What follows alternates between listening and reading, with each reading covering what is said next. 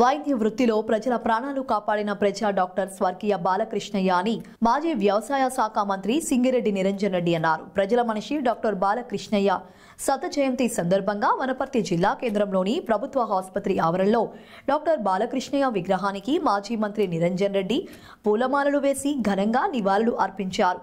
గ్రామాల్లో మౌలిక వసతులు కల్పించడంలో డాక్టర్ బాలకృష్ణయ్య కృషి మరవలేనిదని, ప్రజల గుండెల్లో ప్రజా డాక్టర్ బాలకృష్ణయ్య చిరస్థాయిగా నిలిచిపోతారని ఆయన అన్నారు.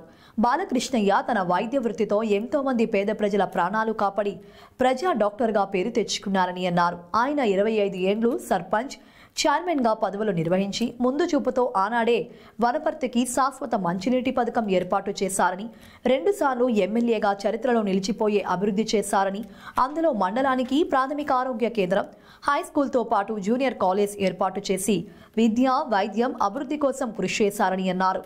ముఖ్యంగా విద్యార్థుల కోసం ప్రత్యేకంగా మహిళా జూనియర్ కాలేజీ ఏర్పాటు చేశారని అన్నారు. గ్రామాలలో మౌలిక వసతులు కల్పించడంలో డాక్టర్ బాలకృష్ణయ్య కృషి మరవలేనిదని అన్నారు.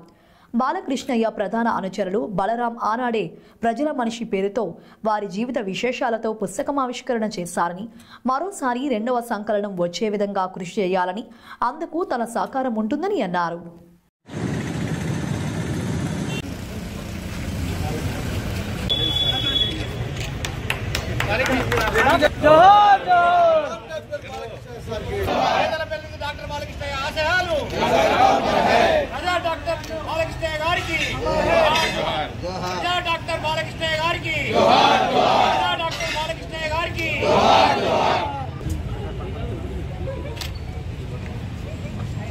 ప్రజా వైద్యులు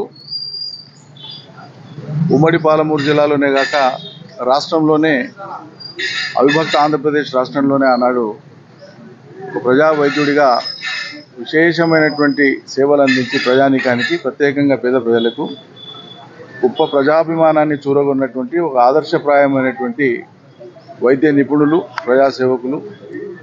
అదేవిధంగా ఈ వనపర్తి పట్టణానికి సుదీర్ఘకాలం 5 సార్లు 25 సంవత్సరాలు మున్సిపల్ చైర్మన్గా పనిచేసి 1964 నాటికే వనపర్తికి ఇంటింటి నీటి పథకాన్ని ఆనాటి ముఖ్యమంత్రి చేతుల మీదుగా ఆవిష్కరింపజేసినటువంటి ముందు చూపు కలిగినటువంటి ఒక ప్రజానాయకుడు. ఆ తదుపరి 2 పర్యాయాలు వనపర్తి నియోజకవర్గానికి ప్రాతినిధ్యం వహించి విద్యారంగంలో, మంచినీటి విషయంలో, పేదరిక నిర్మూలనలో తనదైనటువంటి ఒక ప్రత్యేక ముద్ర వేసినారు, అభివృద్ధి చేసి.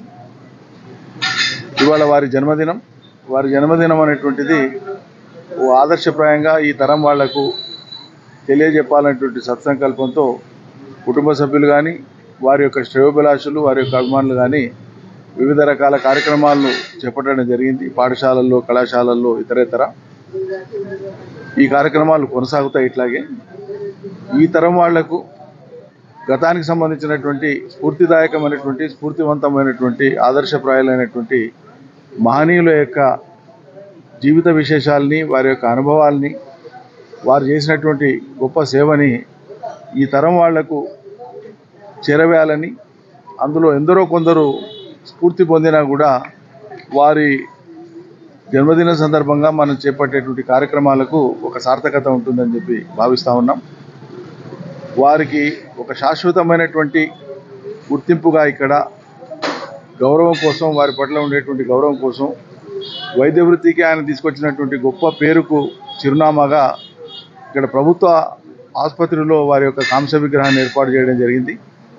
గతంలో కుటుంబ సభ్యుల యొక్క ఆధ్వర్యంలో వారు దాదాపు 4 దశాబ్దాల పైబడి ఏ ప్రాంతాన్ని అయితే సెంటర్గా పెట్టుకొని ప్రాక్టీస్ చేసిందో కమాండ్ సెంటరు, అక్కడ వారి విగ్రహాన్ని కూడా ఏర్పాటు చేయడం జరిగింది.